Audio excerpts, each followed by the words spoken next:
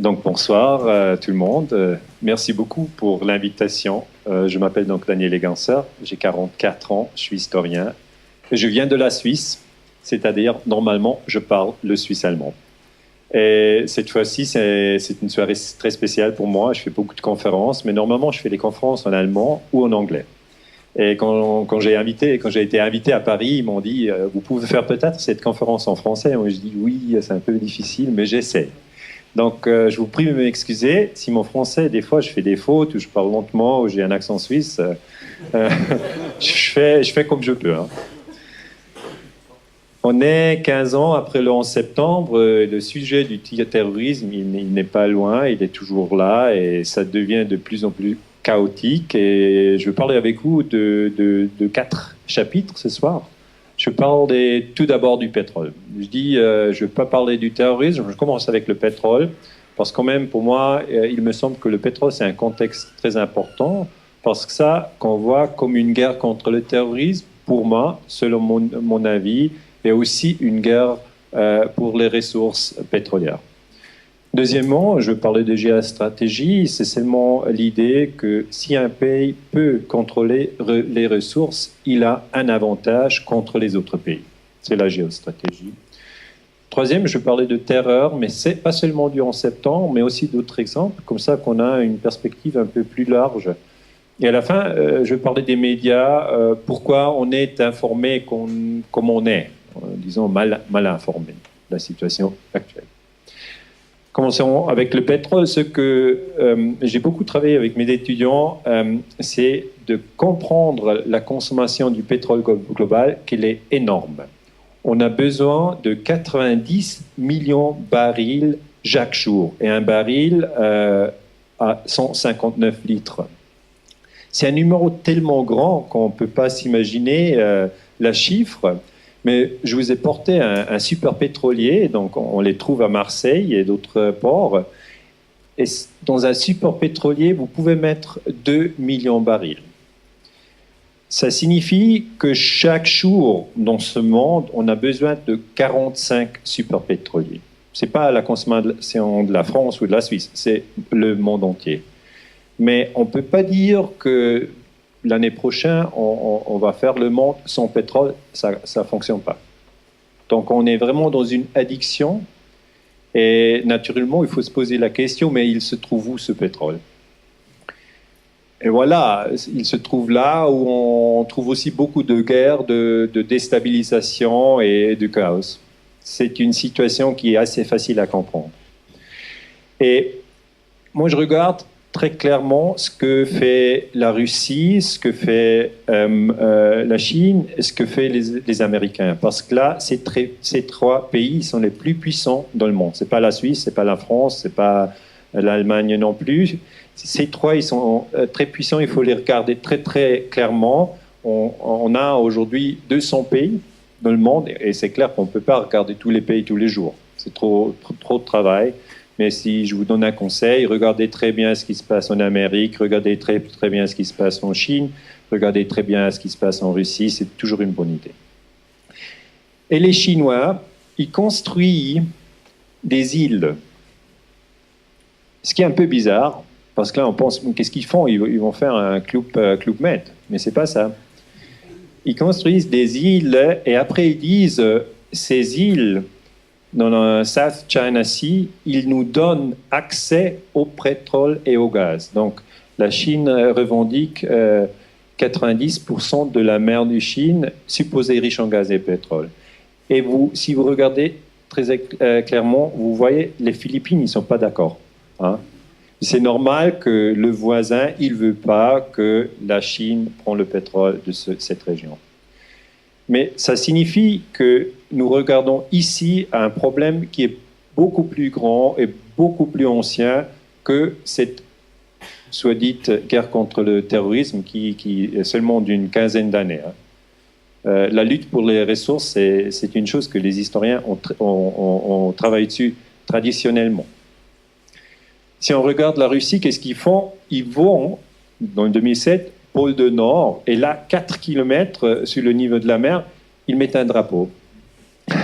Ça, c'est assez bizarre, parce que normalement, on met un drapeau à un endroit où tout le monde le voit. Et c'est facile à comprendre que là, personne ne le voit. Parce qu'il fait très froid et c'est la nuit tout le temps. Mais pourquoi ils mettent le drapeau? C'est la même raison que la Chine met les îles. Ils disent, c'est à nous, le pétrole et le gaz dans la pôle du Nord. Les Américains et les Canadiens ne sont pas d'accord, et les Norvégiens non plus. Mais là, on voit un développement qui est plus profond qu'un attentat terroristique là ou là. C'est clair que pour le pétrole, je vous ai déjà dit, on a besoin de 90 millions barils par jour. J'ai un peu des fois l'impression que mes étudiants ils peuvent seulement mémoriser une seule chiffre par jour, donc ça n'a rien à faire avec vous. Mais si vous voulez mémoriser une seule chiffre de cette présentation, ce sera les 90 millions barils par jour. Ça donne notre dépendance du pétrole. Et on peut clairement aussi aller dans le golfe de Mexico. Là, il y a aussi du pétrole. Et on a eu cet accident Deepwater Horizon dans 2010. Il faut se rendre compte que là, on est allé 5 km jusque pour atteindre le pétrole. On va déjà très très loin. Il n'y a pas de guerre dans cette zone.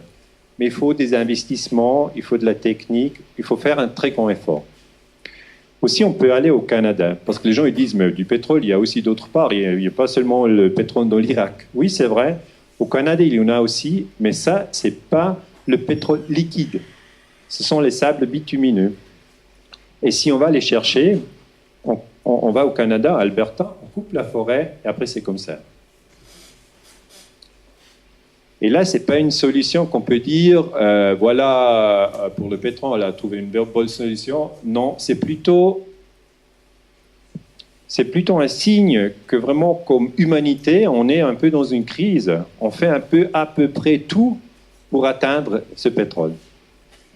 Et une autre image des sables bitumineux, il y a des camions très très grands, et la production est seulement de 2 millions de barils par jour. C'est pas beaucoup qui viennent de Canada, et c'est à besoin d'un prix assez haut de 50 à 100 dollars par baril. J'ai écrit un livre, mais malheureusement, il est seulement en allemand. Il s'appelle Europa im Erdölreich, die Folgen einer gefährlichen Abhängigkeit, ça veut dire une dépendance dangereuse. Donc, cette dépendance du pétrole, elle est dangereuse, et nous sommes tous dedans. Et j'ai quand même l'impression que les différents gouvernements, avec le département de la Défense, avec les services secrets, ils réfléchissent sur le pétrole, ils réfléchissent sur les énergies, et ils connaissent très très bien cette dépendance. Donc ça serait, par exemple, pas possible d'avoir le pétrole seulement en France pour la population de la France. Il n'y en a pas assez, hein. Et en Suisse, il n'y a pas de pétrole du tout. Donc on a quand même besoin d'aller dans d'autres pays et chercher du pétrole là. Pour cela, je vais aussi parler de ça un peu à la fois, je suis pour les énergies renouvelables. Je suis contre le nucléaire, je suis contre les guerres pour le pétrole, je suis contre les guerres pour le gaz. Là, c'est très très difficile de faire cette transition dans un système des énergies renouvelables, mais c'est possible. Moi, je suis complètement convaincu que c'est possible, mais ça va être un monde complètement différent. Et peut-être nos enfants, ils vont le créer, et peut-être nous, on peut le préparer. Là, je me suis mis là sur des panels, j'ai mis un beau sourire, ça signifie seulement je suis pro les énergies renouvelables. Vous voyez, aujourd'hui, on fait la communication avec les photos, hein, c'est clair. Les jeunes, ils communiquent avec les photos. Je suis à Paris, ils font une photo, un selfie, ils l'envoient à son ami, ils n'écrivent pas un texte de 10 pages.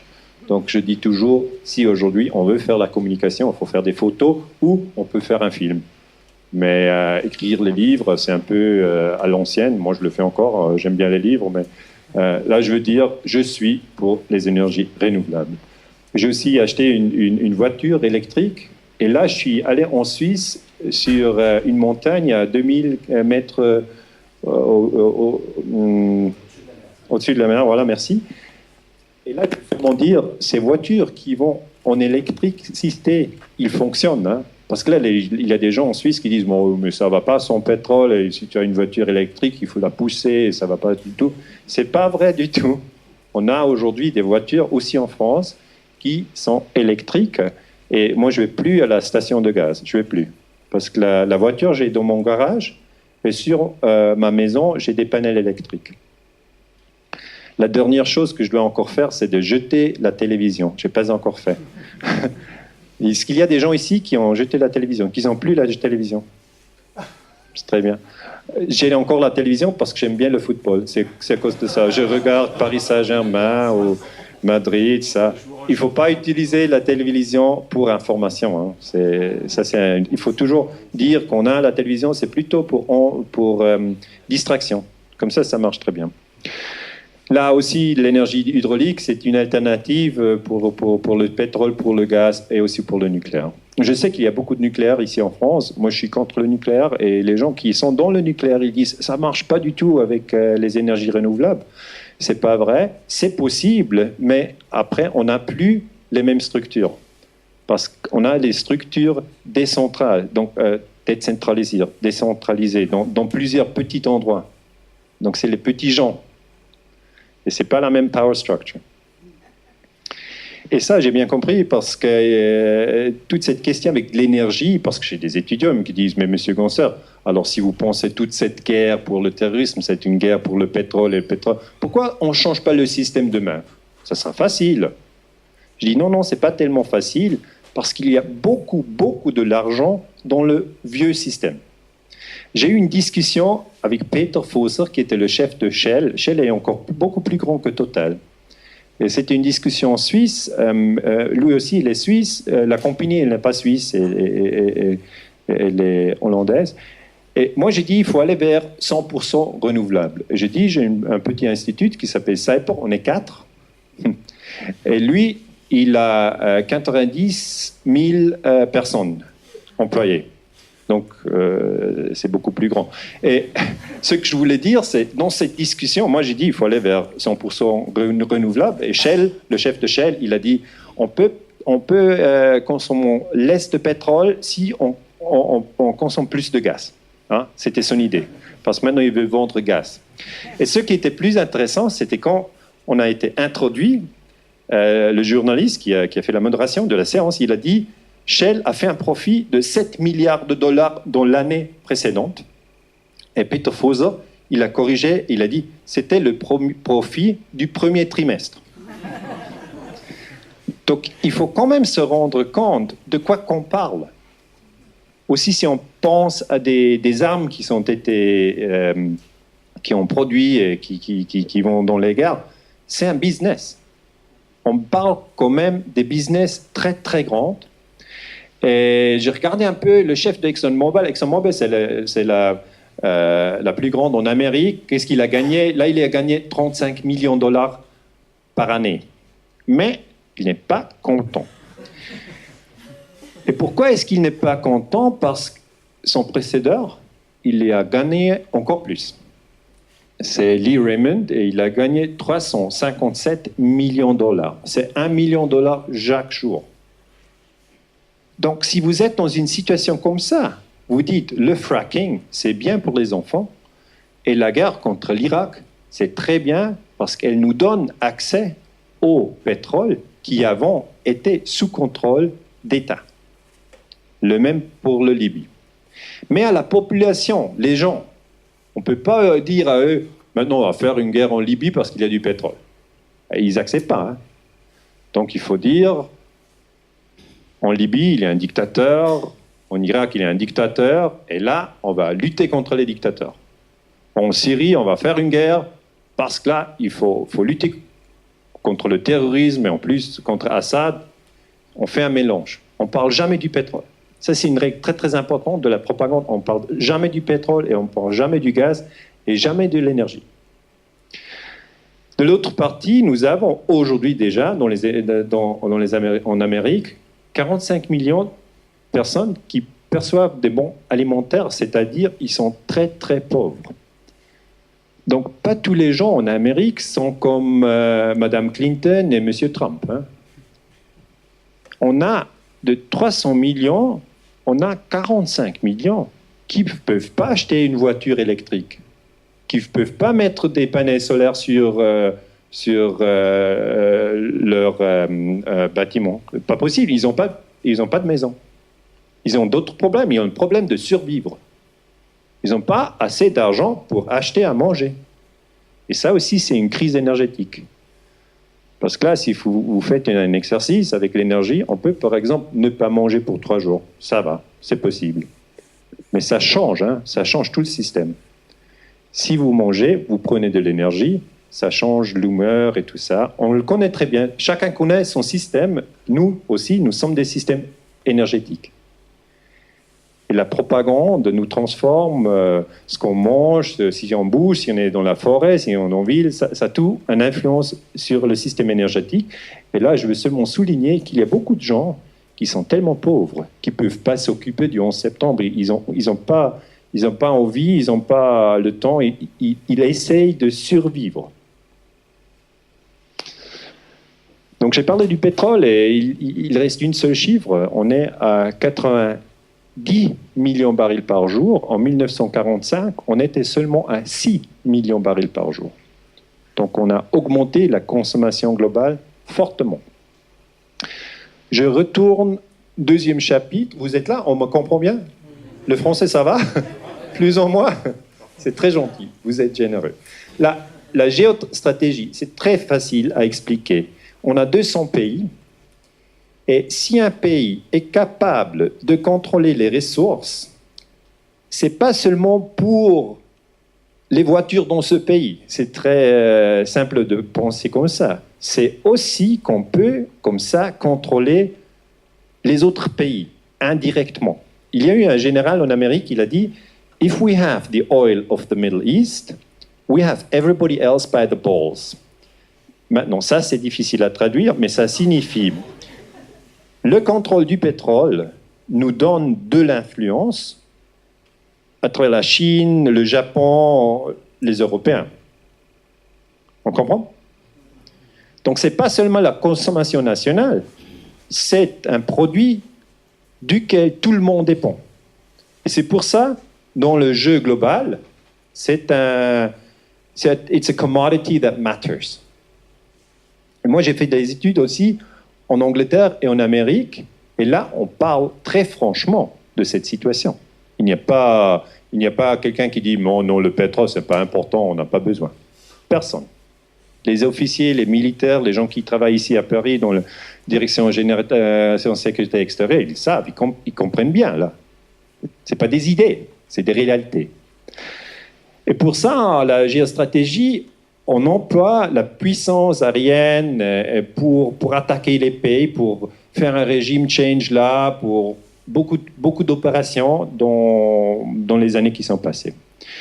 Le ministre des Affaires étrangères en Allemagne, Joschka Fischer, qui a fait la guerre contre Serbie en 1999, peut-être vous vous rappelez, c'était une guerre illégale. Il est un vert. Hein, les gens pensent à un vert, il ne va pas faire la guerre. Hein. On se trompe. Il a attaqué Serbie, il n'avait pas un mandat de l'ONU, donc c'est une guerre illégale. In brackets. Il dit, le golfe Persique restera la station essence du monde. Et il a complètement raison.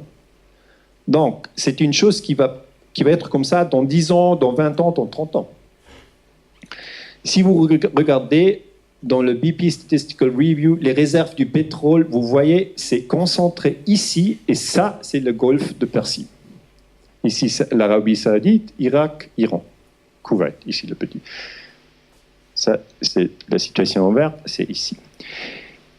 Et je vous prie de mettre dans votre tête, sur cette carte, les différentes religions du monde. Mettez-les, le hindouisme, le christianisme, l'islam, mettez-les là sur les ressources. Je vous ai apporté une petite carte pour vous aider. Et là, vous voyez comment est-ce qu'on dit, violette? En violet, c'est le christianisme. Donc nous, on est ici, la France, clairement, la Suisse, l'Allemagne, clairement, des pays chrétiens. Bosnie et Albanie, ce sont 2 pays qui sont musulmans, et aussi la Turquie. l'Amérique, le Canada, clairement, sont des pays chrétiens. Et l'OTAN est la puissance d'une organisation militaire chrétienne. L'Amérique du Sud est chrétien. La plus grande partie de l'Afrique, on la partage ici, le Sud chrétien, le Nord musulman. L'hindouisme, le Chine athéiste, un système de communisme avec un seul parti, le Parti communiste. Et puis l'Australie et New Zealand, clairement chrétiens. Et les Russes, maintenant chrétiens, avant athéistes sous le système des communistes. Donc, ici, ces pays musulmans, il ne faut pas être un génie pour voir le pétrole, il est chez les musulmans. Encore une fois, le pétrole, il est chez les musulmans. Et c'est pas que les musulmans... C'est correct, musulmans? Musulmans. C'est pas que les musulmans ont entendu « Ah, le pétrole, il est là », et puis on fait un grand voyage. Hein? C'est pas comme ça, historiquement. Parce que le pétrole a commencé de le consommer en 1850, et les musulmans, ils étaient là avant. Donc là, il n'y a pas une conspiration. Et ici, en France, et aussi en Suisse, et en Amérique, on a l'impression, à cause des médias qu'on consomme tous les jours, que les musulmans sont dangereux et qu'on sont tous des terroristes. Okay? On a cette histoire depuis 15 ans. Et il est répété tous les jours. Et moi, je dis des fois, les gens qui font les recherches sur la paix, comme moi, on a un petit exemple. C'est un exemple où on change le rôle. Donc, Suzy tape Maurice. On change et on dit Maurice tape Suzy. Et cet exemple, ça donne la possibilité de voir le monde avec un cerveau différent. Et maintenant, je vais vous donner l'histoire des 15 ans qui sont passés depuis le 11 septembre, mais je change le rôle. Ce qui s'est passé, c'est, dans le 2001, un pays musulman, Afghanistan, a attaqué l'Amérique. Ils ont même envoyé des soldats en Allemagne et aussi à Paris. Et il y reste jusqu'aujourd'hui.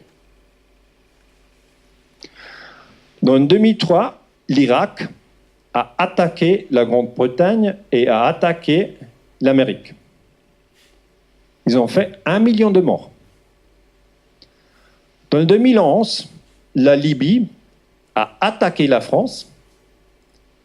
Elle a attaqué aussi l'Amérique et l'Angleterre.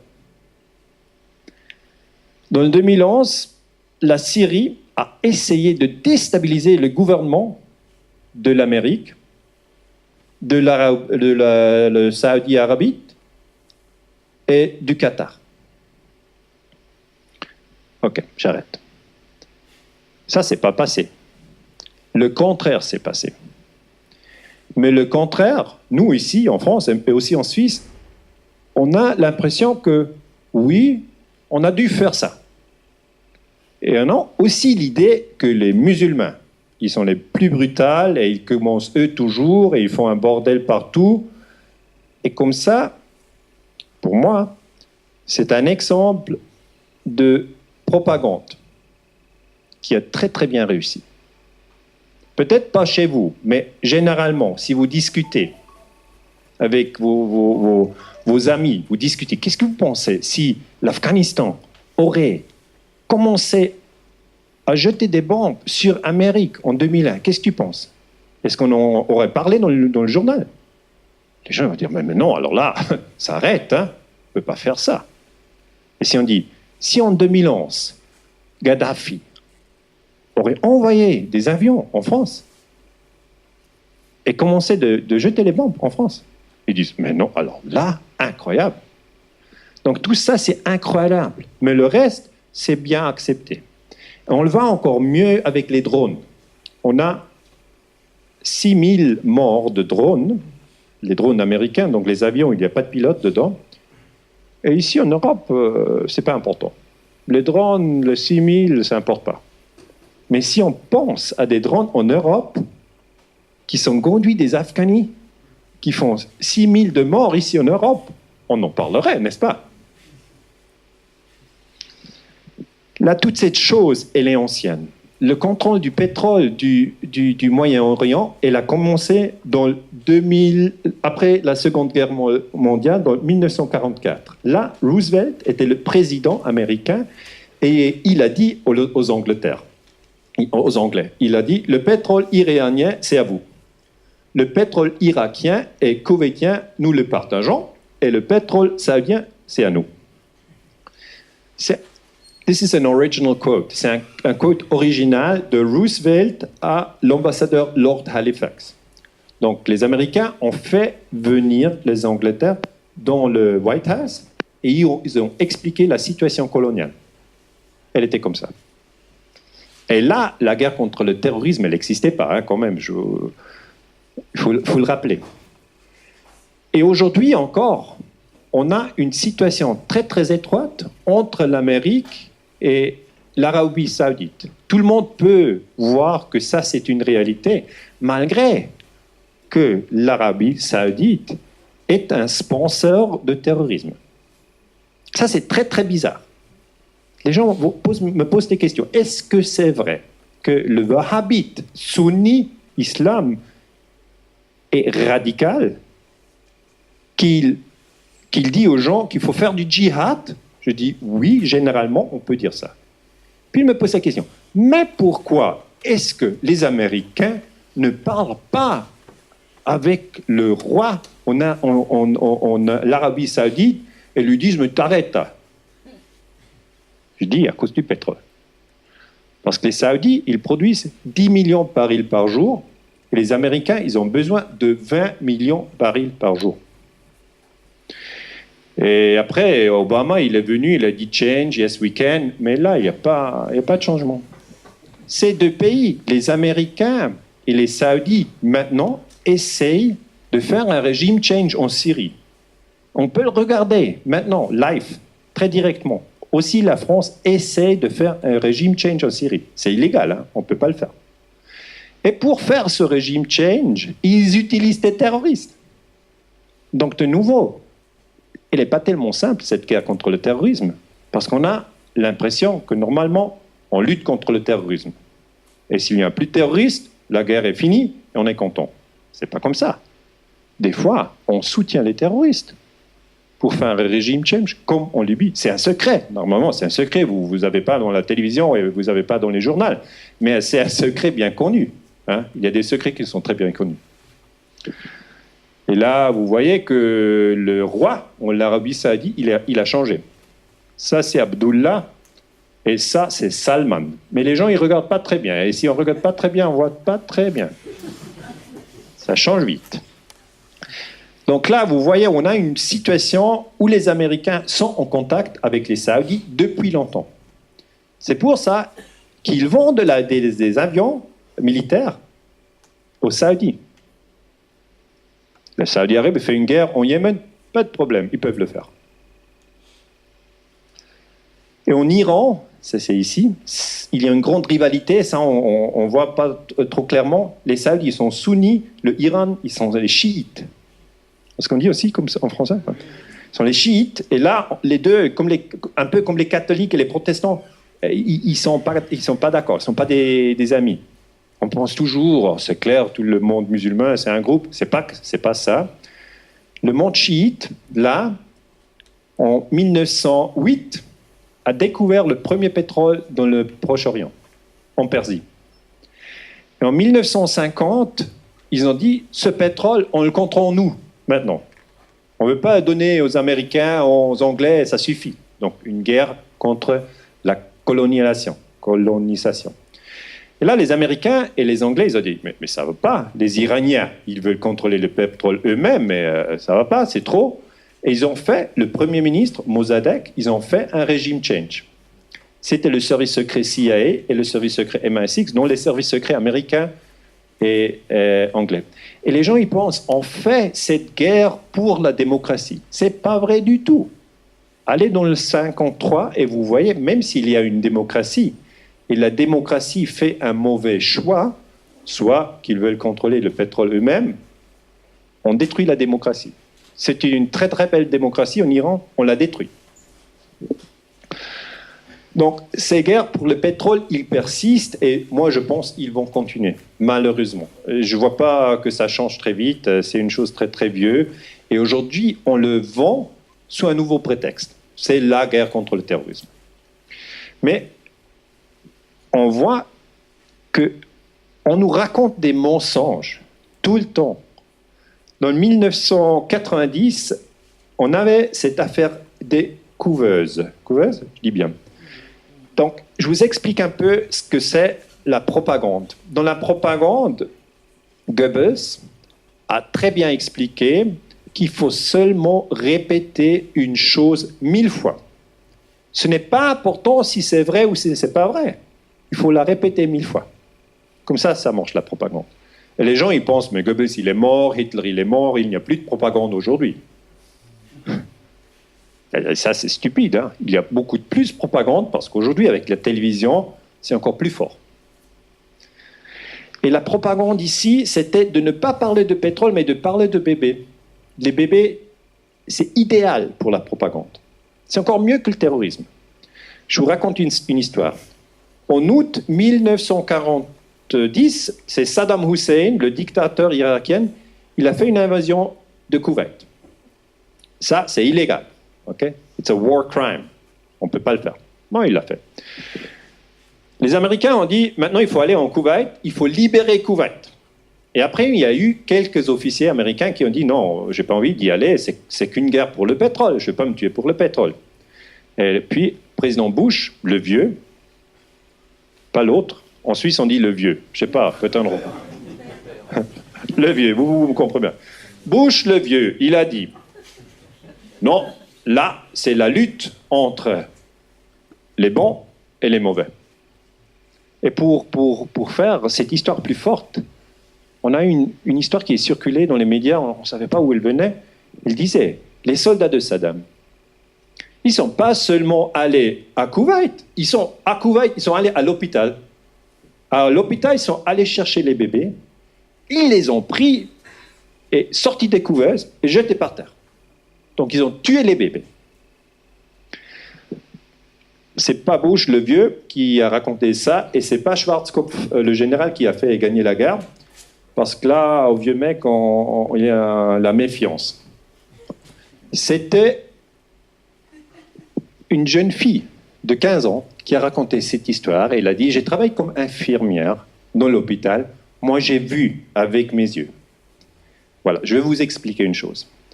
Si une jeune fille, elle a pleuré, si une jeune fille raconte une histoire comme ça, vous êtes choqués. C'est la manipulation des êtres humains qui fonctionne très bien. Après, les gens ils disent « faut faire la guerre ». C'est où ça? Irak, Iran, c'est le même pays. Et ça, c'est une confusion qu'on veut. Donc, il y a la télévision, le président, il raconte l'histoire 1000 fois. C'est comme Goebbels a dit, il faut le raconter 1000 fois. Donc cette guerre contre le terrorisme, il faut raconter 1000 fois chaque jour que la France est en train de combattre le terrorisme.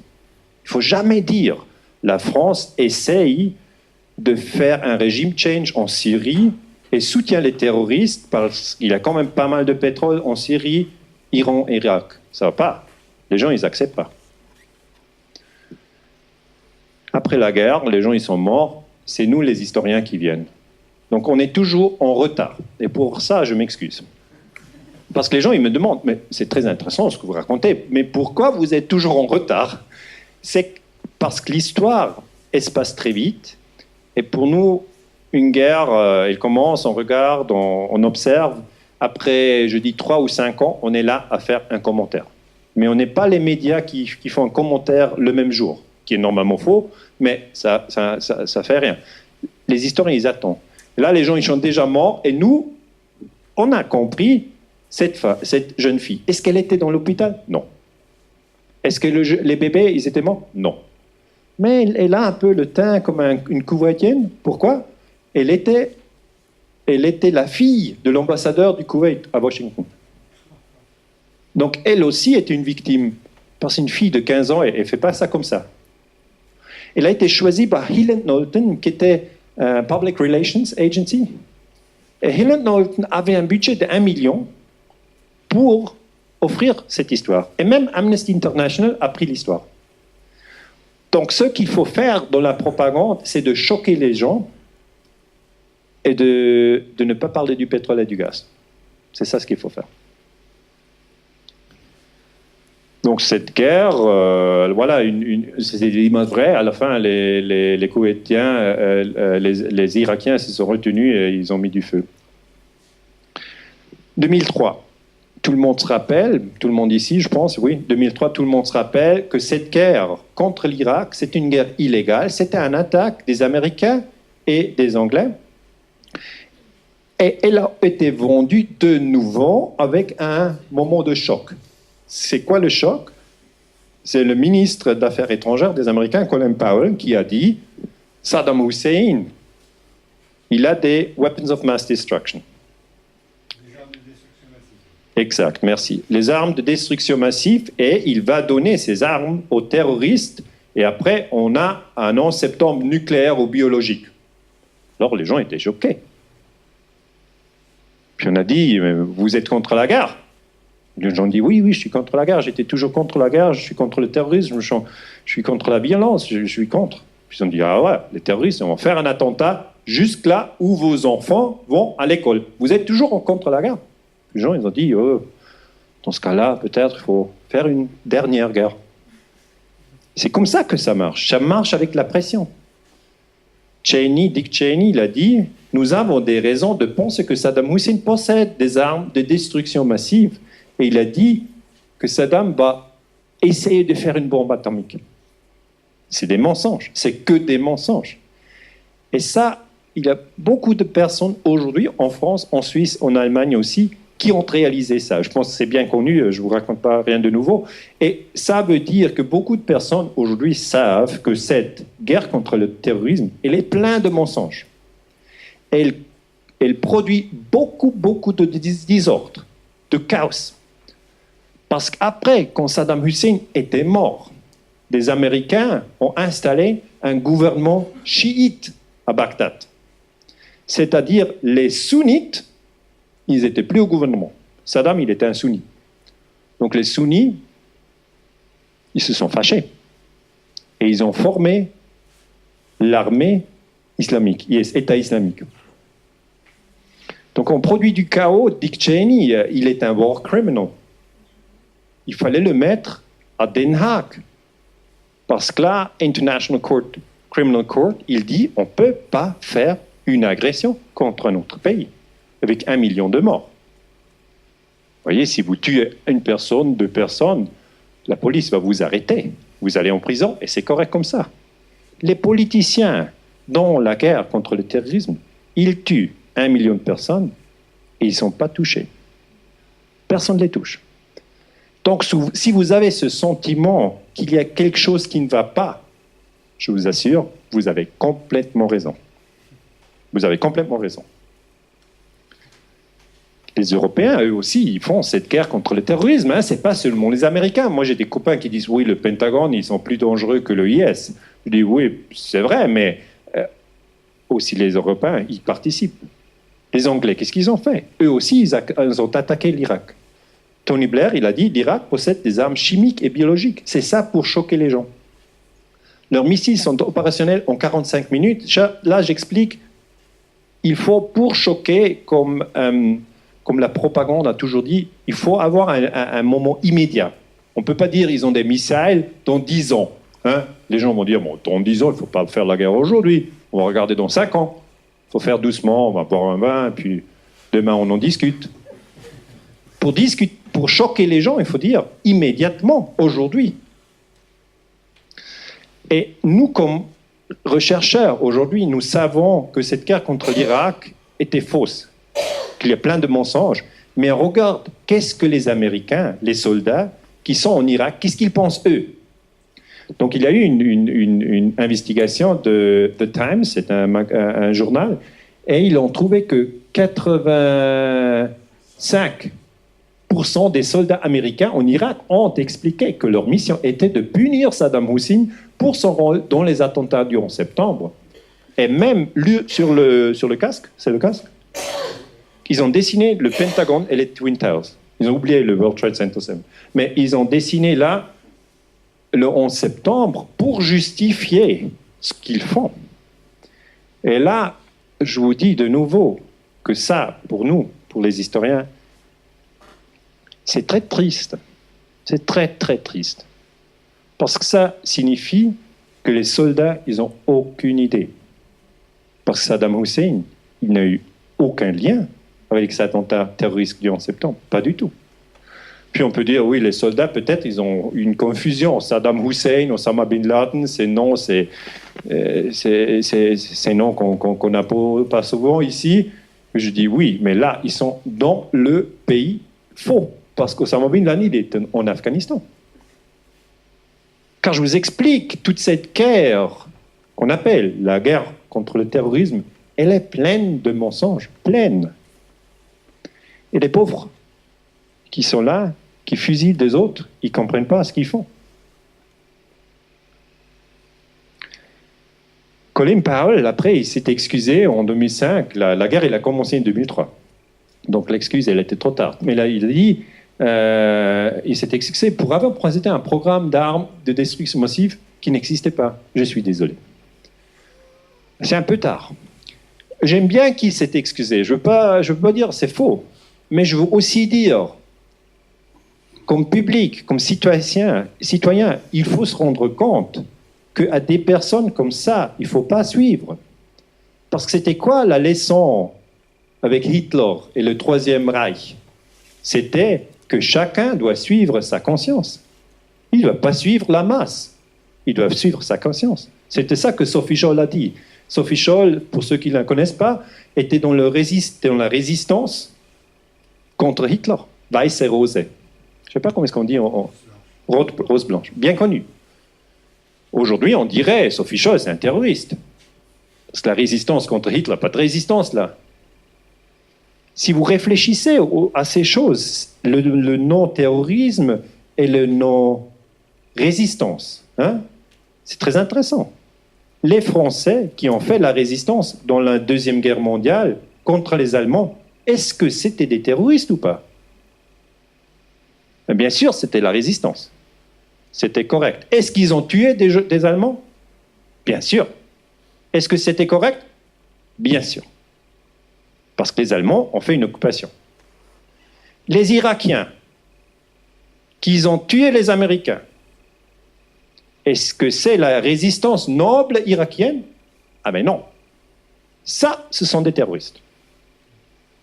C'est tout dans la tête. Vous voyez, la vérité, elle change. Elle change très très vite. Si vous faites un mélange là, ça ne sera pas bien. Hein? Si vous dites à l'école, les terroristes en France, dans la Deuxième Guerre mondiale, ont lutté contre les Allemands. Le professeur, il ne va pas dire, oui, on peut aussi dire comme ça. Non, il ne va pas accepter. Il va dire, ah, qu'est-ce que tu parles là? Je parle des terroristes. La résistance, tu penses? Oui, la résistance. Ah bon. Donc, je vous explique aussi la guerre contre l'Algérie. Là, on a beaucoup d'exemples pour réfléchir sur le terrorisme. Qu'est-ce que c'est le terrorisme? C'est normalement quelqu'un qui utilise de la violence qu'on n'aime pas. La guerre contre la Libye, 2011, c'était fait de Obama et de Sarkozy. Ils se sont mis d'accord. Vous avez vu que Sarkozy, il est un peu petit. Et donc là, il se s'est mis, je ne sais pas comment est-ce qu'on dit, comme ça, sur le pied. C'est le ego. Il ne voulait pas être tellement petit parce que normalement, les photos, ils sont coupées ici.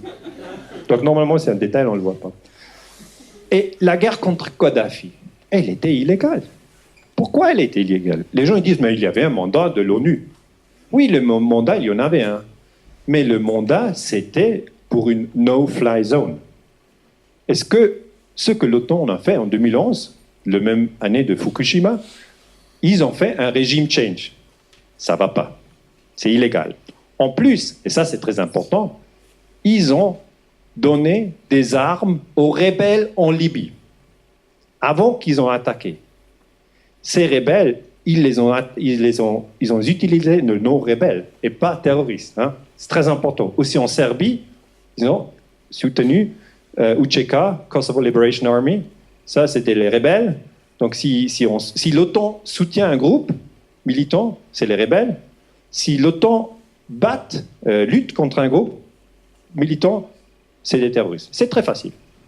Il faut demander l'OTAN. On peut toujours appeler, est-ce que ce sont des terroristes? Maintenant, il y a un problème avec les Kurdes. Hein.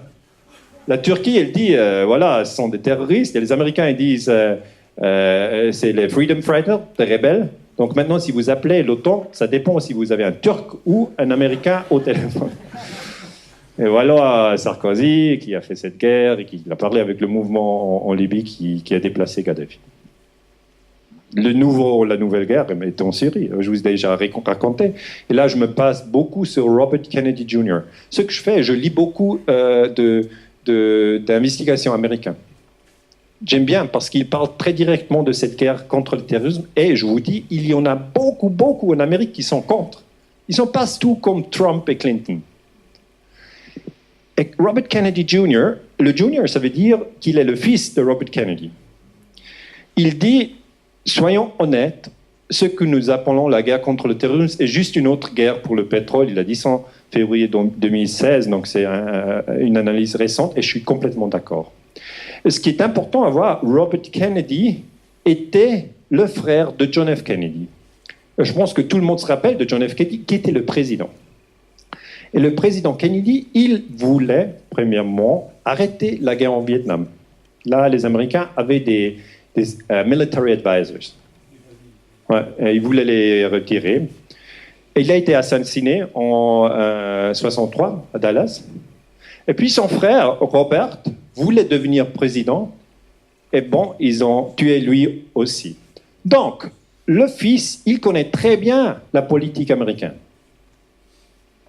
Et il explique que la guerre en Syrie est une autre guerre par procuration pour des pipelines et géopolitiques. La guerre a débuté en 2000 quand le Qatar a proposé de construire une pipeline de 1500 km pour 10 milliards de dollars à travers l'Arabie Saoudite, le Jourdain, la Syrie et la Turquie. Je suis complètement d'accord.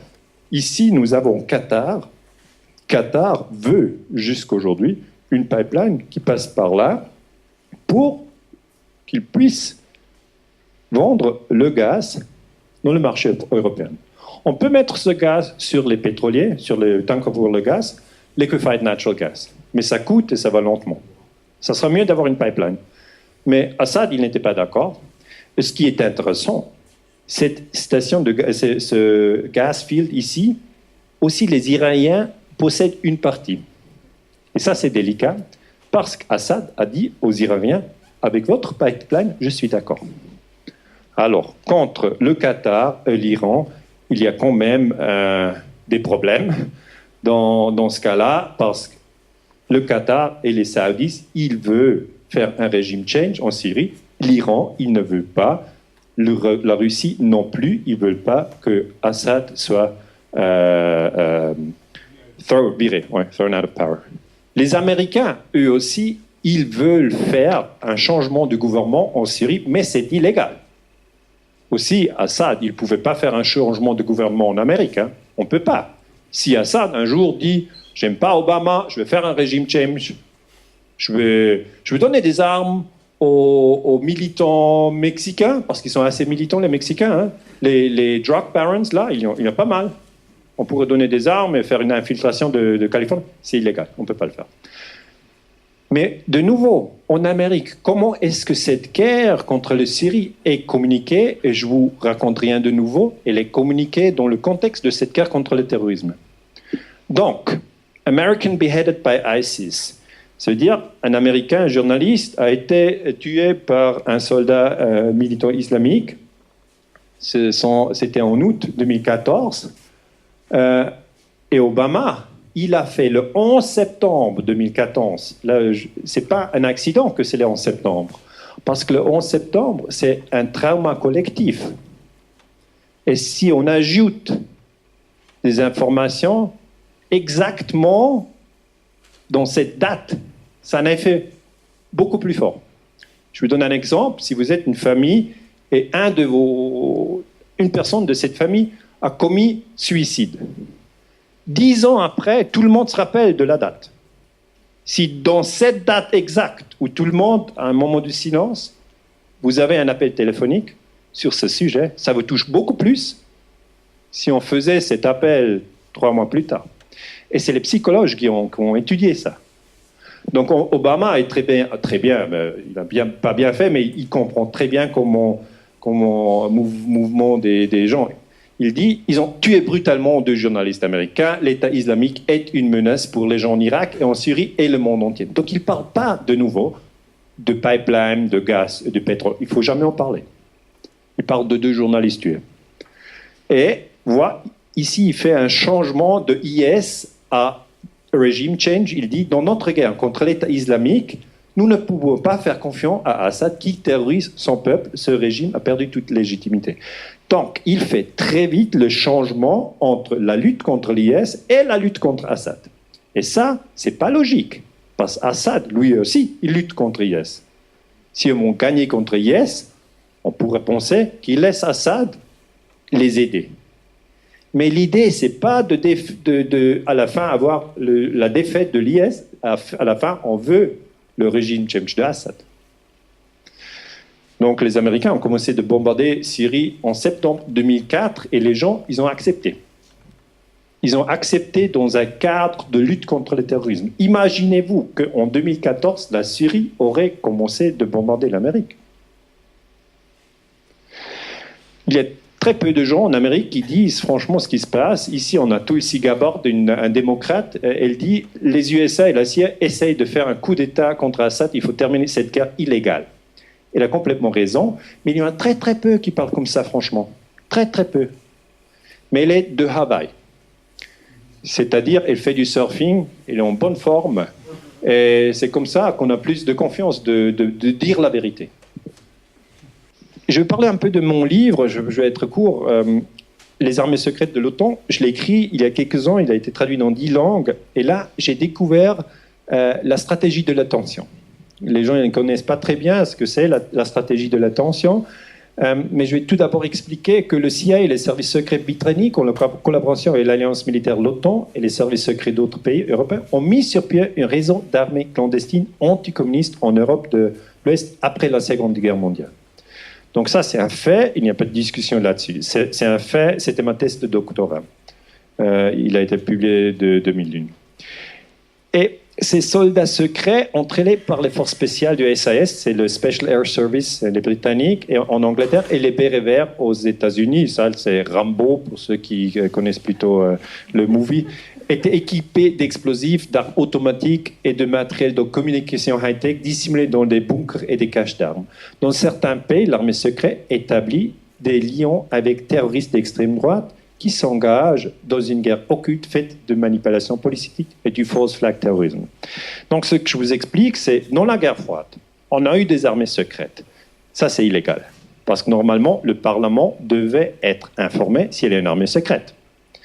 Les services secrets en Italie, le SISMI, c'est le Servizio Informazione Sicurezza Militare. Et en France, en Suisse, en Belgique, ils ont eu cette structure clandestine. Ils ont dit il faut avoir ces structures car s'il y a une invasion soviétique, on a déjà, pas le terrorisme, la résistance. Vous voyez la différence? Ce n'est pas le terrorisme, c'est la résistance. Mais c'est les mêmes gens.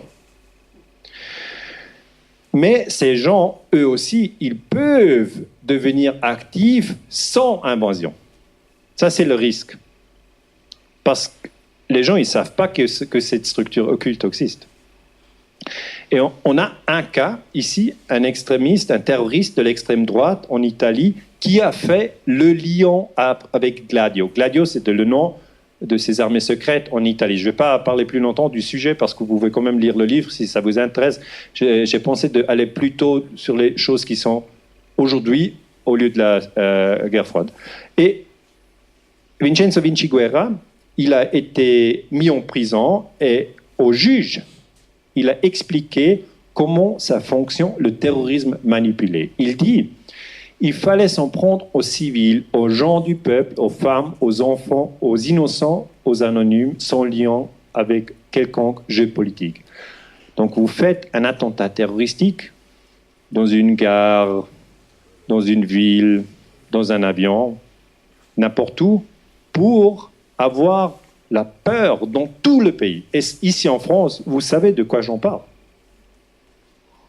La raison en était assez simple. Il était censé forcer ces gens, le peuple italien, vous pouvez mettre ici le peuple américain, le peuple français, le peuple en Belgique, à se remettre à l'État pour demander plus de sécurité. Parce que c'est ça ce que les gens normalement font. Ils ne pensent pas à peut-être c'est le service secret qui, en collaboration avec des islamistes qu'ils ont infiltrés, ont fait un attentat terroristique. Ce n'est pas les gens qui pensent comme ça. Ils disent, ah voilà, l'État doit nous sauver, on va donner beaucoup plus de l'argent, de pouvoir, de loi, de surveillance. C'est à cette logique politique que obéissent tous ces meurtres et tous ces attentats qui restent impunis. Car l'État ne peut s'inculper lui-même ou avouer sa responsabilité dans ce qui s'est passé.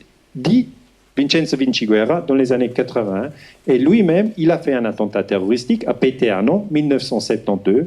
Ils ont mis de l'explosif dans une petite voiture.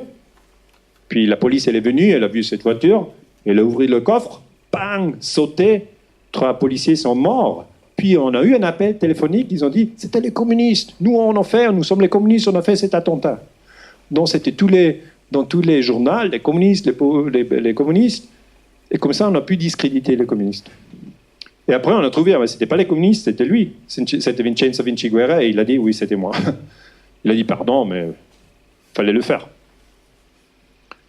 Et ça, c'est le terrorisme false flag. Et pour nous, pour historiens, il nous faut 15 ans après l'attentat jusqu'on trouve ça. Les gens ils disent « Oh, super, tu ne peux pas faire plus vite ?» Non, on ne peut pas.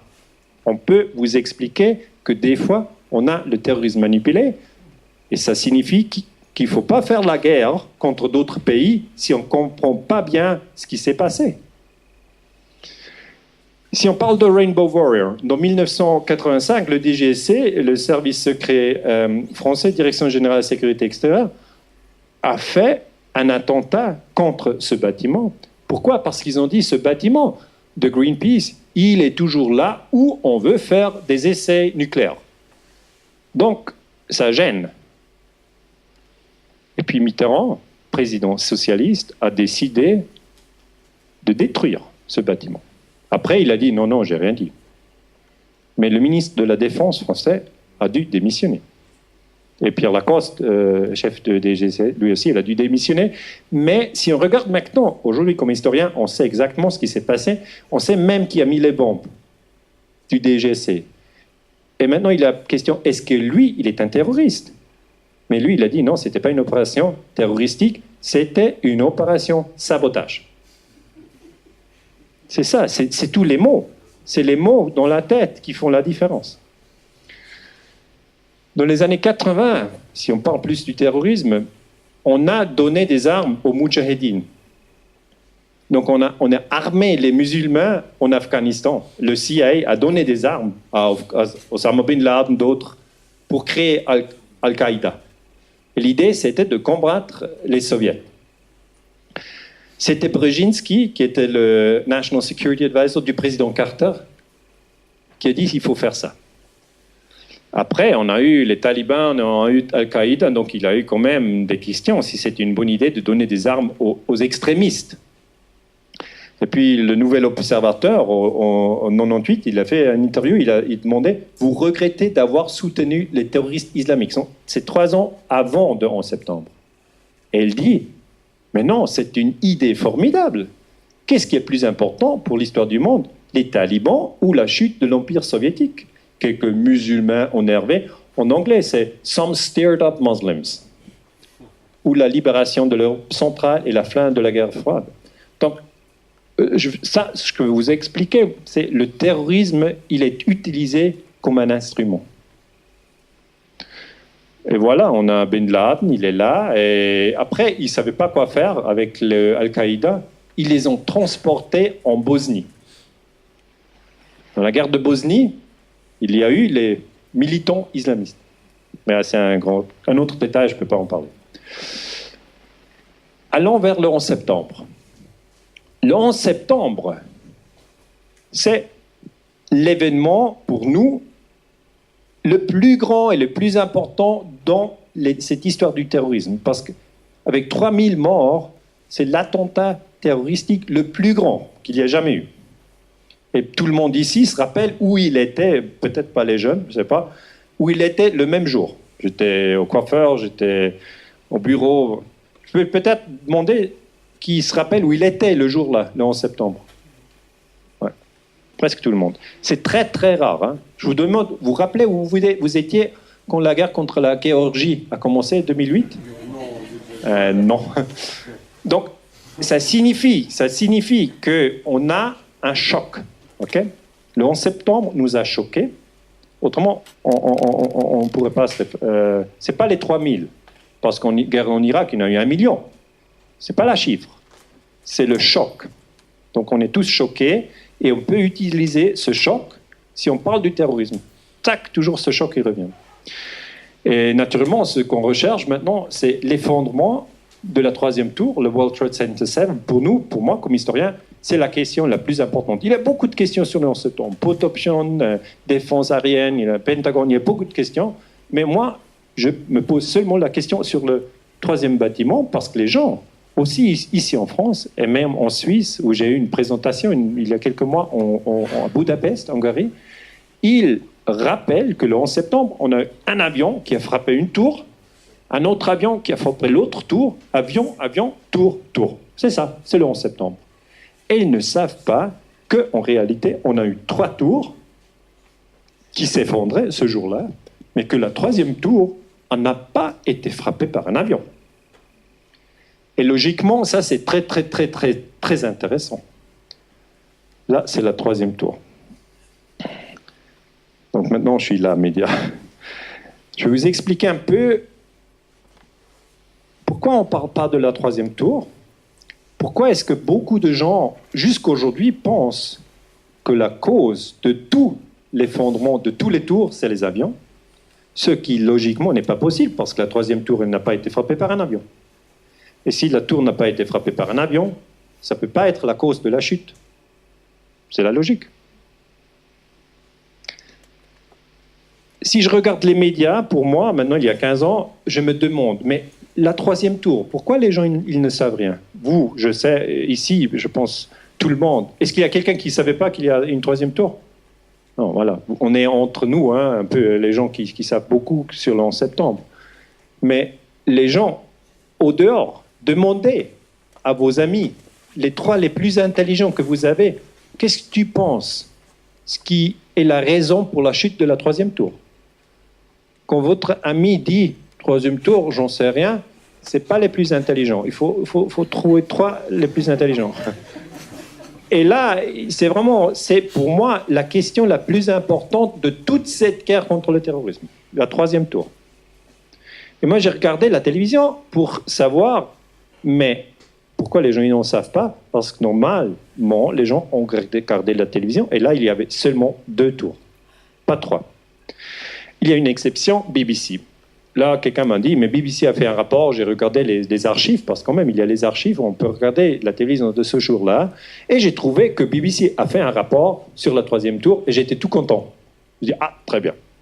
Après, je n'étais pas tellement content, parce que j'ai vu, ils ont fait un rapport à 5 heures, mais le bâtiment, World Trade Center 7, s'est écrasé à 5h20.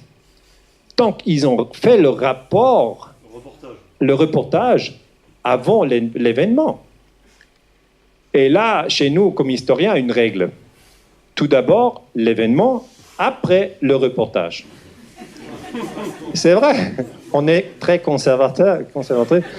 C'est une ancienne règle et normalement, on ne change pas ça. Et si quelqu'un le change, on a à la fin un historien qui n'y croit plus. Okay? Et c'est ça la situation. Il y a beaucoup d'historiens qui n'y croient plus. Mais il y a peu qui en parlent. Et là, c'est Jane Standing qui fait le rapport. Et dans le 2008, Richard Porter, qui est le head de BBC World News, il dit « Nous avons travaillé sur les informations incorrectes. » Donc, il a confirmé « Oui, on a fait un rapport, mais c'était faux. » Et il dit « Nous avons eu cette information par Reuters. » Mais Reuters, c'est le système d'information le plus grand. Chaque jour, vous lisez Reuters. Et Reuters, il n'a jamais correcté, on ne sait pas qui c'était.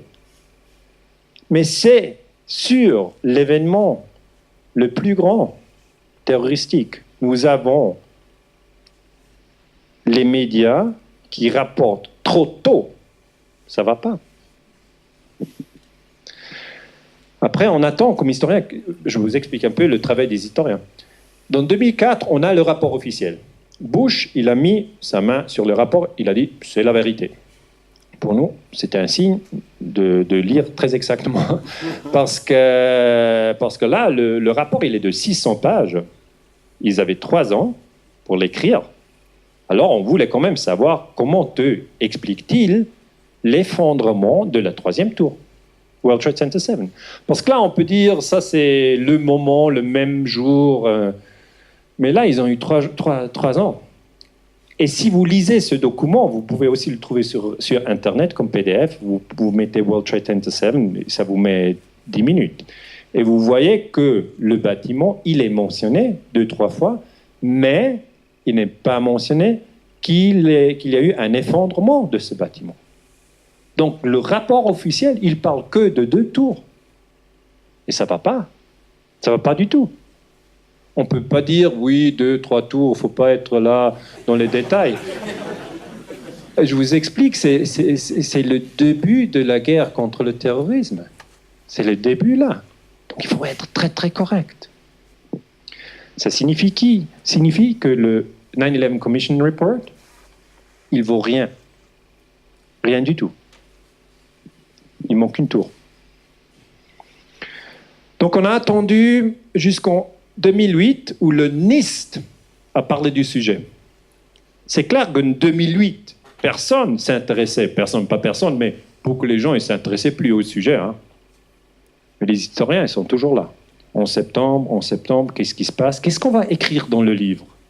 Qu'est-ce qu'on va écrire? Parce que le livre va être lu de nos enfants. Il faut quand même avoir une histoire. 2008, il y a Shimon Sanders qui présente un rapport du NIST. Donc, il faut comprendre ce que c'est le NIST, le National Institute for Standards and Technology. Ils sont part du gouvernement américain. Donc, son boss, c'est Bush. Et Bush, il est in office jusqu'à décembre 2008. Donc, Shimon Sanders, il dit, on a bien regardé ce sujet, et on a trouvé que la cause de l'effondrement du bâtiment, c'est le feu. Il y a eu un feu dans ce bâtiment et c'est à cause de ce feu qui s'est effondré. Voilà le feu.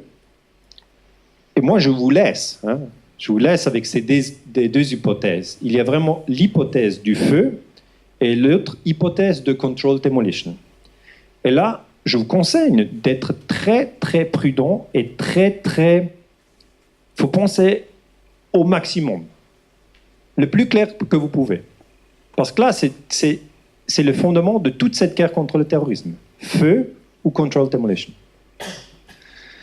L'autre hypothèse, c'est moi, au temps-là, 2006, j'ai parlé en Suisse avec Jörg Schneider, qui est un professeur en Suisse à l'Institut Polytechnique de Zurich, et il a dit, je pense que le BTCisme a probablement été détruit par une démolition contrôlée. J'ai dit, si je mets ça dans un article en Suisse, on va avoir un débat. En 2006, il y a 10 ans, j'ai écrit un article dans le Tagesanzeiger, c'est un journal en Suisse, un quotidien, qui apparaît toujours, c'est quotidien? Non? Oui, quotidien, d'accord.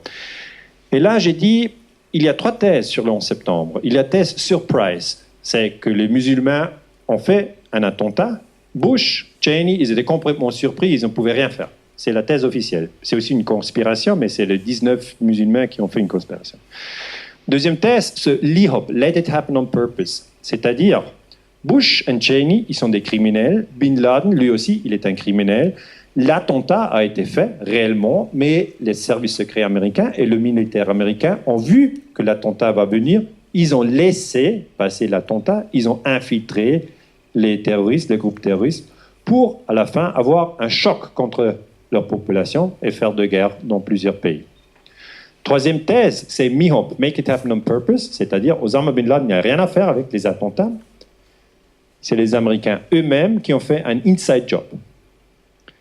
Donc, ces trois thèses, ils sont là jusqu'aujourd'hui, surprise, lihop, mihop, et moi je dis pas je connais la vérité, mais je dis il faut une analyse scientifique de tous les détails et les mettre sur ces théories. Alors là, c'est pour ça, ça supporte ça.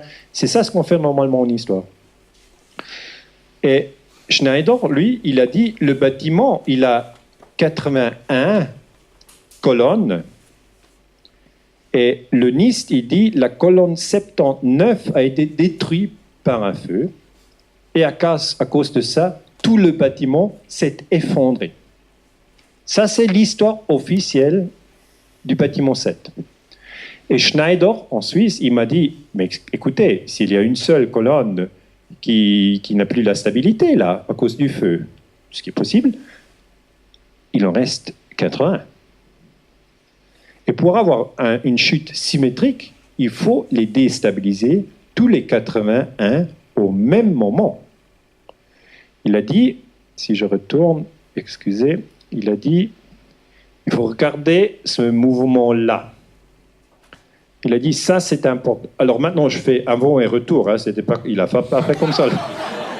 Non, je voulais expliquer. Mais si c'est la BBC. Ouais, la BBC. Là, c'est le moment le plus important parce qu'on voit une symétrie. Et pour avoir cette symétrie, il faut serrer tous les colonnes le même moment. C'est ce qu'il dit Jörg Schneider. Et lui, en Suisse, il a construit ces bâtiments, et en service militaire en Suisse, il les a détruits. Donc, il connaît bien comment on fait ça. Moi, je ne connais pas, parce que je suis historien. Je n'ai jamais fait la calculation pour un bâtiment, et presque tous de nous, on n'a jamais fait la calculation pour un bâtiment. Donc, c'est difficile. Mais c'est absolument sûr que le bâtiment a eu 81 colonnes, ça c'est sûr. C'est aussi sûr que le bâtiment s'est effondré complètement. C'est aussi sûr qu'il n'y a pas eu d'avion. À la fin, il reste le feu ou control demolition. Et je vous laisse ça. Hein. Je vous laisse ça. C'est à vous de discuter avec vos amis, avec les gens les plus importants, les plus intéressants, les plus intelligents. Les trois, il faut les demander. Et qu'est-ce que tu penses, mon cher ami?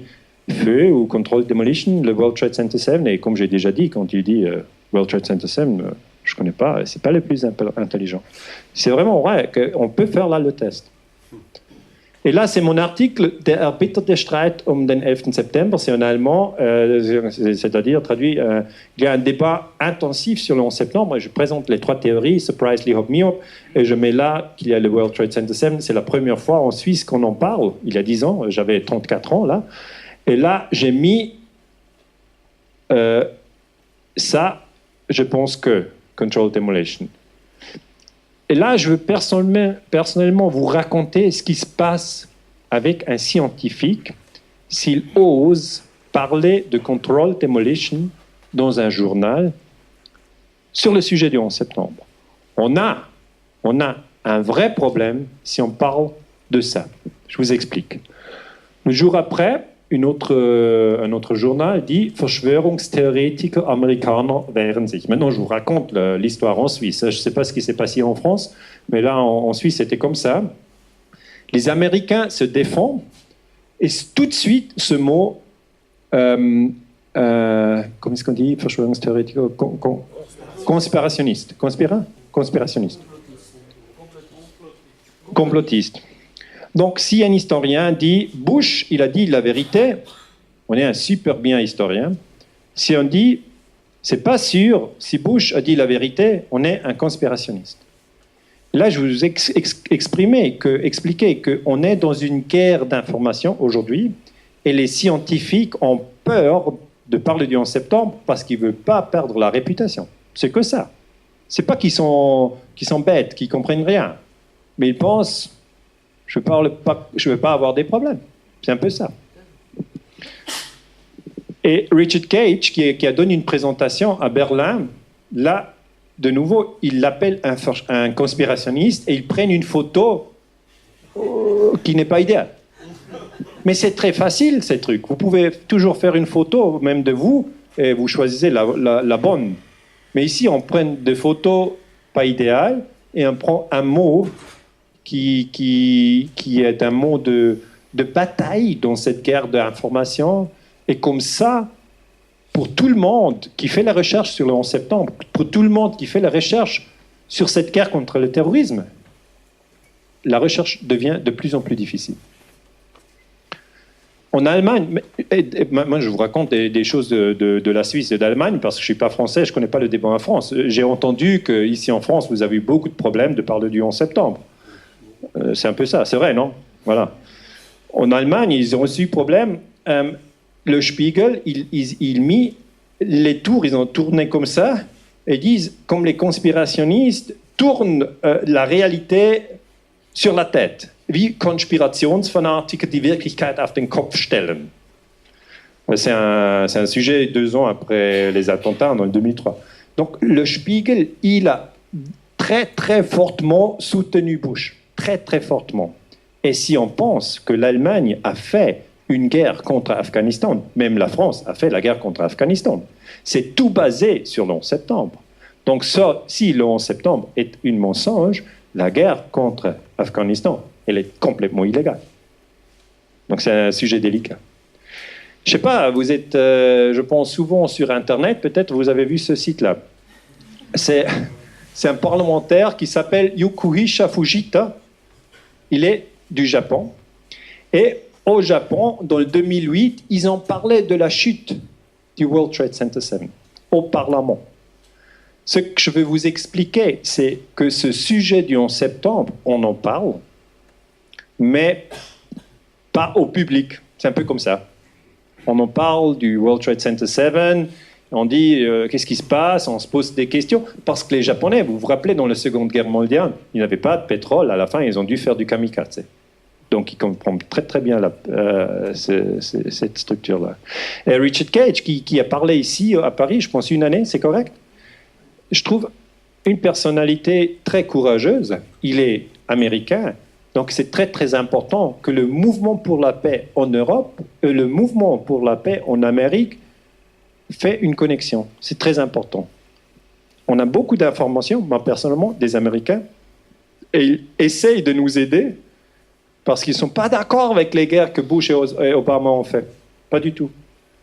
Et il a dit, en 2014, première fois qu'il était à la télévision, 2014, c'est beaucoup après les attentats, il dit « Nous sommes plus de 2000 architectes et ingénieurs qui demandent une nouvelle enquête sur les attentats du 11 septembre. Le World Trade Center 7 s'est effondré symétriquement en chute libre. La cause ne peut pas être un feu. Je vous ai dit feu ou controlled demolition. Malgré les affirmations du NIST, le NIST, en 2008, a présenté ce rapport. J'en ai parlé. Tous les, 81 colonnes auraient dû perdre leur stabilité au même instant. Donc, lui dit exactement ce que mon professeur en Suisse a dit. Et je suis sûr qu'en France aussi, il y a des professeurs qui pensent exactement la même chose. Ils ne sont pas à la télévision. Bon, peut-être il n'y en a pas. Mais oui, il devrait en avoir. Mais je ne sais pas. C'est la spéculation. Je ne sais pas ce que les professeurs en France pensent. Vraiment, j'en sais rien. Mais c'est un événement très important. Et là, la chute de 3 tours, le même jour, qu'avant on n'a jamais eu une chute à cause du feu, c'est rare. Cela ressemble exactement à une démolition contrôlée. L'histoire officielle ne peut pas être la vérité. Nous avons besoin d'une nouvelle enquête. Donc, en Amérique, il y a un débat sur le 11 septembre qui est beaucoup plus intensif que le débat ici en France. Ils ont beaucoup plus de courage. Ils en parlent, ils en discutent, il y a quand même un peu de mouvement. En Suisse, il y a très peu. En France, il y a très peu. En Allemagne, il y a très peu. Beyond Misinformation, c'est un autre papier qui a été publié en 2015. Je ne peux pas vous présenter tous les détails sur ces débats qui continuent, mais là, il y a une page qui est très importante. Le NIST confirme que le World Trade Center est tombé en chute libre pendant 2,5 secondes. Et ça signifie, même la recherche officielle dit qu'il y a une chute libre. Mais si on parle d'une chute libre, il n'y a pas de résistance du tout dans tout le bâtiment. Et ça, la possibilité d'avoir cet événement sans feu, je trouve, c'est pas très probable. Donc je ne dis pas c'est pas possible. Comme historien, je dois être prudent. Je dis c'est pas très probable qu'on a une chute libre à cause d'un feu sur une colonne. Et je vous laisse à réfléchir, est-ce que ces feux ou controlled demolition. Discutez avec les 3 personnes les plus intelligentes que vous connaissez. Normalement, on se pose la question, mais la New York Times, c'est eux qui sont à New York, c'est eux qui devraient faire une investigation du sujet, car ça, c'est un sujet très important. Et la personne qui est là, qui est importante, a dit, la question c'était pourquoi ne pas enquêter sur l'effondrement du World Trade Center 7 ? Et il dit, la personne qui est responsable, nous n'avons aucune preuve que l'effondrement des bâtiments a été causé par autre chose que les 2 avions qui se sont crashés dans les tours. Il a dit ça en 2013. Là aussi, c'est très très triste. Vous lisez ça, c'est triste. Parce que là, il fait semblant qu'il n'y a que eu 2 tours. Et la science, elle est beaucoup plus avancée. C'est clair qu'il y a eu 3 tours. Et c'est aussi clair que le 3e tour n'a pas été frappé par un avion. Mais pour ça, il faut quand même déjà avoir une information un peu avancée. Autrement, vous ne comprenez pas là ce qu'il fait. Et il ne faut pas croire que lui, il n'a aucune idée, qu'il n'a jamais entendu du World Trade Center 7. C'est pas vrai. Il est à New York. Il sait très très bien. Mais il ne veut pas une discussion sur le World Trade Center 7. Donc, le journal New York Times, que les gens disent, ouais, c'est un journal très important, qui bat pour la démocratie, pour la liberté, pour la fraternité peut-être aussi, et l'égalité, je ne sais pas. Mais voilà, à la fin, sur le 11 septembre, complètement un échec. Hein. Puis les architectes et ingénieurs en Amérique ont demandé du NIST les dates pour le modèle qu'ils ont présenté, pour expliquer comment un feu peut produire une chute libre. Et le NIST a dit « We are, however, withholding the data. The NIST director determined that the release of the data might jeopardize public safety. » C'est-à-dire, le NIST ne donne pas aux scientifiques les dates, les données, pour le modèle qui explique que c'était un feu. On ne peut pas le contrôler parce que c'est contre la sécurité. Oh, c'est fou, non? Ça, c'est police state. Donc, c'est très difficile ce débat sur l'11 septembre. À San Diego, 2013, les gens ils se mis un petit camion. Did you know a third tower fell? Building 7 not hit by a plane collapsed in free fall 7 hours after the Twin Towers. Les gens, ils regardent, ils pensent, hein, qu'est-ce que c'est ça? Parce qu'ils ne voient pas ce débat à la télévision. Il n'est pas à Fox News, il n'est pas sur CNN. Et c'est pour ça que je vous explique toute cette guerre contre le terrorisme. C'est assez difficile pour la comprendre. Il faut faire un effort soi-même. On ne peut pas attendre dans le journal, la télévision. Il faut le rechercher soi-même. Si on fait un effort, c'est assez vite qu'on fait du progrès. Le Spiegel dit pourquoi le ETC 7 s'est-il effondré. 2006, il dit l'effondrement d'une seule colonne a probablement détruit le bâtiment entier. Et ça, le Spiegel, il est respecté en Allemagne comme un des meilleurs weekly hebdomadaires. Un des meilleurs. Donc j'ai des compas qui étudient, qui disent oui, le Spiegel, je fais confiance. Je dis oh, mais tu fais confiance à quoi là? Et moi, personnellement, j'ai eu une expérience très forte. Parce qu'ils m'ont, avant que j'ai parlé du 11 septembre, le 2001, 2002, 2003, 2004, 2005, je n'ai pas parlé du 11 septembre. Mais 2001, j'ai terminé ma thèse de doctorat sur les armées secrètes de l'OTAN, en septembre 2001. C'était une coïncidence. Je parlais du stratégie tension, tout ça, et puis, grand acte de terrorisme. J'ai déjà pensé que l'université, ils m'ont demandé sur cette nouvelle attentat, mais ils ne m'ont pas demandé, heureusement. Même je suis préparé, là. On a parlé de la guerre froide seulement. Et les gens m'ont dit, c'est très intéressant, vos livres, mais qu'est-ce que vous dites du 11 septembre? J'ai dit, oh, c'est pas, c'est compliqué, j'attends encore une année. Puis en 2003, ils sont revenus, M. Ganser, très intéressant, vos recherches sur le terrorisme. Vous pouvez peut-être faire un commentaire sur le 11 septembre. J'étais, non, en 2003, c'est trop tôt. Puis ils ont dit 2004, alors quand même, il y a quelques années qui se sont passées, vous pouvez peut-être faire un commentaire. J'ai dit, 2004, non, je ne peux pas encore, je suis encore en train de réfléchir.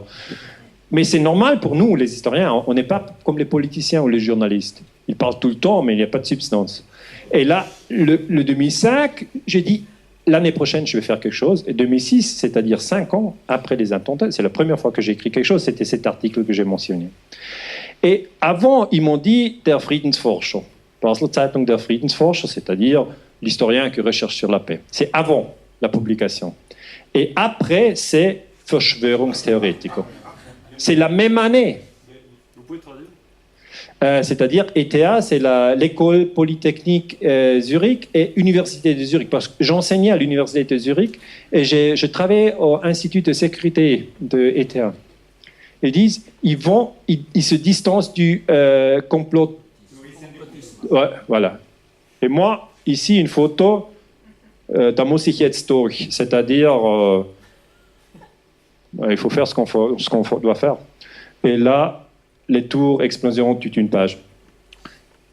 Là, je vais vous expliquer une chose. Les gens me demandent toujours, mais les scientifiques, les historiens, pourquoi ils se taisent? Pourquoi? Qu'est-ce que c'est le problème? Le problème, c'est la réputation et la peur de perdre son salaire. La carrière, c'est ça. C'est pas que tous les scientifiques sont un peu bêtes. C'est pas ça. Ma situation très personnelle, je vous la raconte, 2006. J'ai publié l'article que je vais montrer, et l'autre, celui-là. Il est où? Celui-là. C'était 9 septembre 2006. Puis l'attaque. Maintenant, 17 septembre 2006. Une semaine. Donc, l'attaque, elle vient tout de suite. J'ai acheté le journal, je suis à la maison, je montre à ma femme. Je dis, j'ai un vrai problème là. Il a dit, oh, voilà, un bordel. Je dis oui. Et puis, les professeurs à l'Institut de sécurité, ils ont dit, une possibilité là.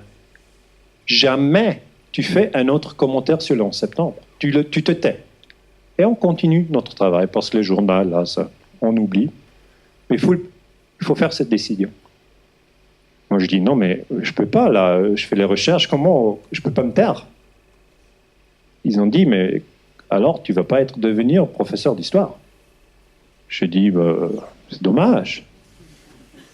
Je suis retourné à la maison. Ce n'est pas la science, vous comprenez, ce n'est pas la science. C'est comment fonctionne une société civile. Je suis retourné chez ma femme, j'ai dit, chère femme, il y a quelque chose à décider. Dans la nuit, notre fille, elle avait un an, là, elle dormait, on était là à la table. Et c'est les moments décisifs dans la vie. On est les deux là, on réfléchit. On ne sait pas quoi faire, on a peur. Pour moi, ma situation, c'était celle. J'étais docteur à un niveau assez haut dans un institut qui était un des grands instituts en Suisse. Hein. Center for Security Studies était Zurich, c'était très haut. Je gagnais 10 000 euros par mois. J'ai dit à ma femme, je perds mon travail, je perds ma réputation. Elle a dit, pourquoi tu penses ça? Et je dis, tu regardes là, il m'attaque, ça va continuer. Ou je me tais. Et là, je vais expliquer quelque chose qui est très très important. À la fin, il faut seulement être 2 personnes. Il ne faut pas parler avec tout le monde. Il faut parler avec 2 personnes. Pour moi, c'était ma femme. Je dis à elle, qu'est-ce que tu penses si je perds mon travail? Elle a dit, je suis avec toi. Et je dis, oui, c'est très beau, mais l'appartement, la maison, on ne l'aura plus. Il faut sortir de l'appartement. La voiture, on ne l'aura plus. Parce que là, les frais, tout ça. Elle a dit, t'en préoccupe pas. Ça va aller, on peut vivre avec beaucoup moins. Et pour moi, c'était très, très important ce moment-là.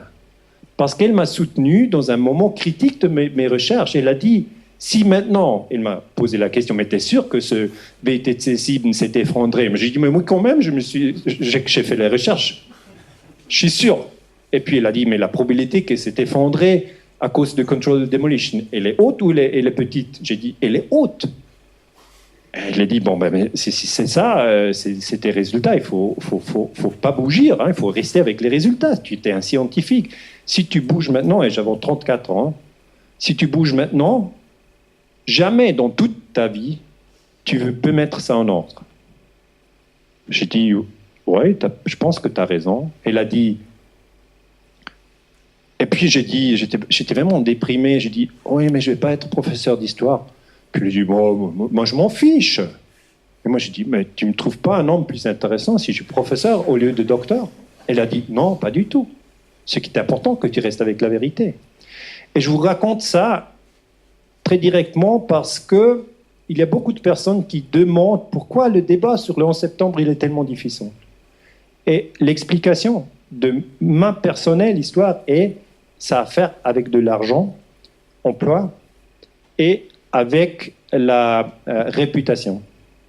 Parce que là, pour cet article, ils prennent 5 personnes qui ont dit « Monsieur Daniel Eganser, il n'a aucune idée du sujet, il ne devrait pas en parler ». Mais aussi, ils ont fait une interview avec 5 autres personnes qui ont dit « Il est un spécialiste, il vient de publier sa thèse de doctorat sur le terrorisme manipulé. Laissez-le faire les recherches. » Mais ceux 5, ils ne les ont pas pris. Ils n'ont pas le print. Donc les médias, ils sont toujours possibles et capables de détruire une réputation. Et maintenant, 10 ans après, c'est possible de parler de ça. Je n'ai pas parlé de ça pour plusieurs années, mais j'essaye d'expliquer au public pourquoi les historiens, premièrement, avancent lentement, et deuxièmement, des fois se taisent. Mais des fois, ils disent aussi quelque chose, comme maintenant. Et ce qui est intéressant, avant on pensait c'est très important ce qui est écrit dans le journal ou ce qui dit la télévision. Mais nous avons la révolution digitale. C'est plus important, pas plus important, mais ça, c'est pas la seule source d'information, le journal et la télévision, parce que les gens, ils sont sur Internet.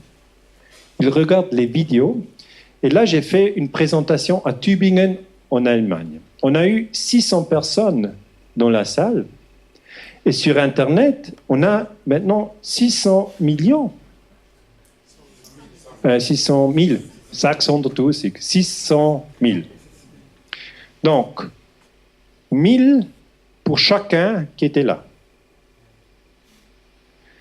C'est incroyable. C'est-à-dire qu'on peut avoir un discours sur le 11 septembre sur Internet. C'est ça. Il ne faut pas attendre à France 1, France 2, je ne sais pas quoi, comment ça s'appelle chez vous.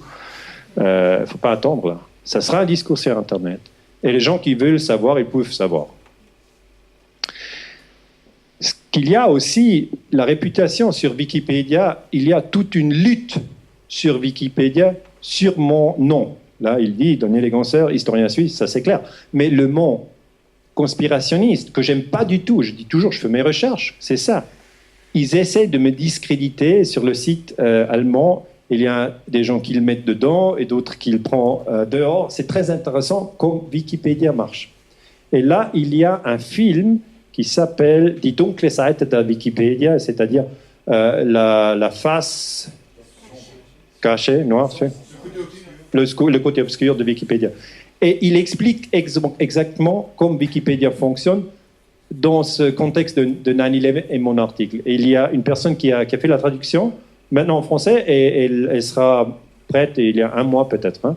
Oui, ça va être diffusé sur Internet, ça a été traduit et doublé, et ça sera diffusé, on par le courant. Ouais. Donc si vous intéresse de Wikipédia, comme ça marche, c'est Information Warfare, et vous pouvez très bien comprendre que là, il y a des administrateurs, et eux, ils décident quoi mettre.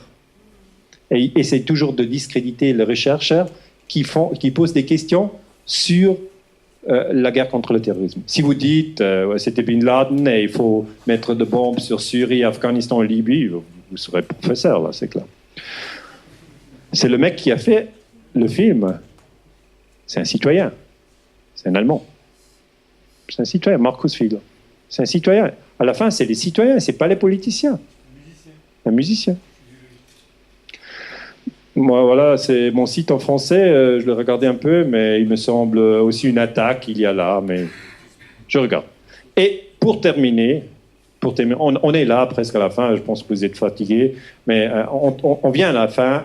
Qu'est-ce qu'il y a cette année? En août 2016, il y a un journal qui a été publié. Et il parle de ces squibs du World Trade Center 1 et 2, et il s'appelle On the Physics of High-Rise Building Collapse. Et c'est quelques personnes ici en Amérique qui ont publié ça dans un journal de physique. C'est Stephen Jones et d'autres. Et ils disent que, maintenant on ne peut pas le lire très bien, the evidence points that all 3 buildings were destroyed by controlled demolition. Donc ils disent, c'est possible que tous les 3 ont été détruits par controlled demolition. Je ne dis pas que c'est ça la vérité, mais je dis, comme historien, il faut avoir le permis de discuter là-dessus. Parce que la science, elle doit rester libre. Et il ne faut pas faire encore plus de guerre, puisque si on fait encore plus de guerre à la fin, on a plus de désordre, on a plus de chaos. Il ne faut pas le faire. Ce n'est pas une bonne idée. Donc, je vous ai parlé du pétrole, je vous ai parlé de géostratégie, de terreur et de médias avec mes exemples très personnels pour que vous compreniez que c'est un sujet qui reste délicat, même maintenant que 15 ans ont passé. Ça, c'est mon petit institut. Pourquoi est-ce que j'ai mon petit institut? Je suis le chef de cet institut. Et l'avantage, c'est, si vous êtes le chef, on ne peut pas vous virer. Donc, je vous remercie beaucoup. Je vous souhaite une bonne soirée. Merci.